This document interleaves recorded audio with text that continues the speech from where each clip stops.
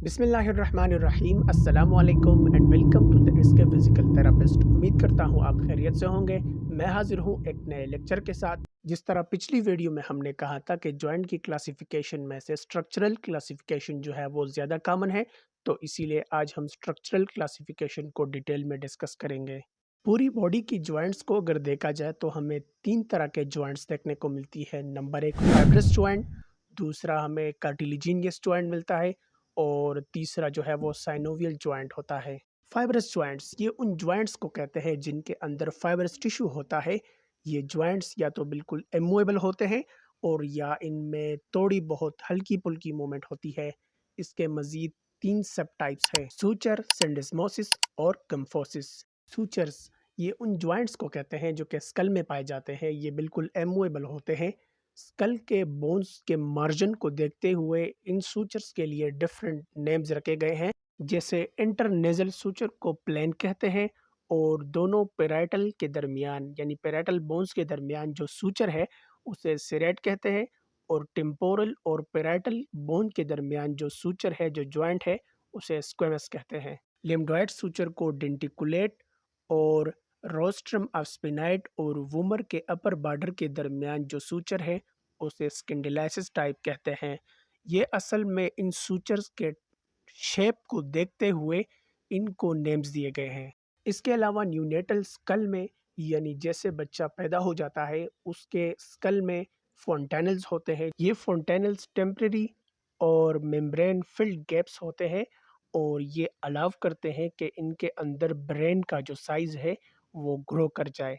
ये अक्सर आपने नोट भी किया होगा कि जब भी हम छोटे बच्चों को गोद में उठाते हैं तो उनके स्कल का कुछ हिस्सा बिल्कुल सॉफ्ट सॉफ्ट सा होता है और इसी सॉफ्ट जगह को फोंटेनल्स कहते हैं। इंटीरियर फोंटेनल्स चाइल्ड के हाइड्रेशन का ख्याल रखता है और ये 18 मंथ्स तक बोन में कन्वर्ट हो जाते हैं और ये फोंटेनल्स जो है वो ख़त्म हो जाते हैं।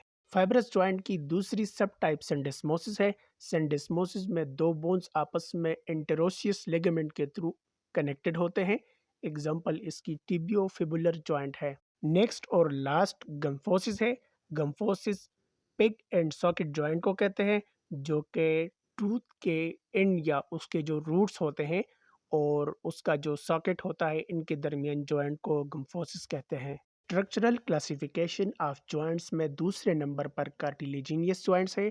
कार्टिलेजिनियस जॉइंट उन जॉइंट्स को कहते हैं जिनके अंदर कार्टिलेज पाया जाता हो और ये हमारे पास टू टाइप्स के हैं: प्राइमरी कार्टिलेजिनियस जॉइंट्स और secondary cartilaginous joints. Primary cartilaginous joints in joint को सिनकंड्रोसिस और हाइलीन कार्टिलेज जॉइंट्स कहते हैं। इन जॉइंट्स में बोन्स के दरमियान हाइलीन कार्टिलेज का एक प्लेट मौजूद होता है, तो इसी वजह से ये जॉइंट इमूवेबल और स्ट्रांग होता है। ये जॉइंट्स टेम्पररी होते हैं क्योंकि सर्टन एज के साथ साथ इनका जो कार्टिलेजिनियस प्लेट होता है वो बोन में कन्वर्ट हो जाता है या रिप्लेस हो जाता है।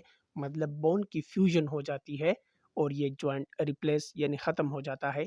Secondary cartilaginous joints in joint को सिम्फिसिस या फिब्रोकार्टिलेजिनियस जॉइंट्स कहते हैं। इन जॉइंट्स के जो आर्टिकुलर सरफेस होते हैं उस पे हाइलीन कार्टिलेज मौजूद होता है और बोन्स के सेंटर में फिब्रोकार्टिलेज का एक डिस्क प्रेजेंट होता है। ये परमानेंट जॉइंट होती है और ज्यादातर बॉडी के मीडियन प्लेन में होती है। फिब्रोकार्टिलेज प्लेट की मौजूदगी की वजह से इनमें मूवमेंट्स होती हैं लेकिन लिमिटेड।